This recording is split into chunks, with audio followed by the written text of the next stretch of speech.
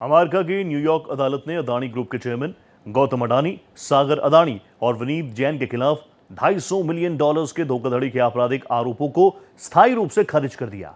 गौतम अडानी ने न्याय पर अटूट भरोसा जताया और कठिन दौर में उनके साथ डटे रहने वालों का शुक्रिया अदा किया। अमेरिका की फेडरल कोर्ट ने उद्योगपति गौतम अडानी के खिलाफ चल रहे आपराधिक मामले को पूरी तरह से खारिज कर दिया है। न्यूयॉर्क के ब्रुकलिन में स्थित अमेरिकी डिस्ट्रिक्ट कोर्ट के जज निकोलस गैरोफिस ने अमेरिकी न्याय विभाग की अर्जी को स्वीकार करते हुए ये बड़ा फैसला सुनाया है। दरअसल नवंबर 2024 में अमेरिकी अभियोजकों ने गौतम अडानी और उनके भतीजे सागर अडानी और अन्य पर भारत में सोलर पावर कॉन्ट्रैक्ट हासिल करने के लिए कथित रिश्वत देने और अमेरिकी निवेशकों को गुमराह करने के आरोप लगाए थे। अमेरिकी न्याय विभाग ने साफ किया है कि यह मामला मुख्य रूप से विदेशी प्रकृति का था। इसे साबित करने में सबूतों की कमी और अधिकार क्षेत्र जैसी व्यावहारिक चुनौतियां थीं, जिसके बाद उन्होंने इसे आगे नहीं बढ़ाने का फैसला किया। न्यायिक जानकार ये मानते हैं कि अमेरिका में अडानी के खिलाफ मामला पूरी तरह से बंद हो चुका है।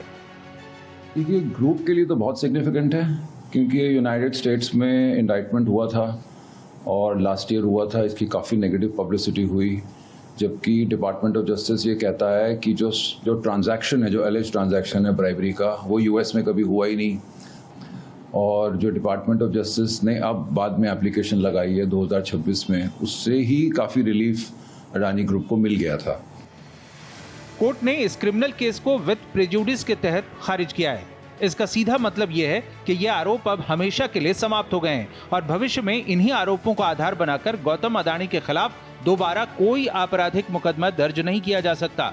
गौतम अडानी के साथ साथ उनके भतीजे सागर अडानी और अडानी ग्रीन के पूर्व सीईओ विनीत जैन के खिलाफ लगे सिक्योरिटीज फ्रॉड और वायर फ्रॉड के आरोप भी पूरी तरह हटा दिए गए। कानून के जानकार ये भी मानते हैं कि इस केस में फेडरल क्रिमिनल कोर्ट की न्यायिक प्रक्रिया की धारा 48A के तहत सरकार की अर्जी को स्वीकार कर लिया है। इसलिए अडानी के खिलाफ आपराधिक आरोपों के मामले में अमेरिका में अब कुछ भी नहीं बचा है। He has found that there was no reason to ever start this case, right? And he has given them a complete chit with prejudice. With prejudice means that nothing can happen ever again on this issue in America against the Adanis. It would be very difficult for the US court to prove that charge.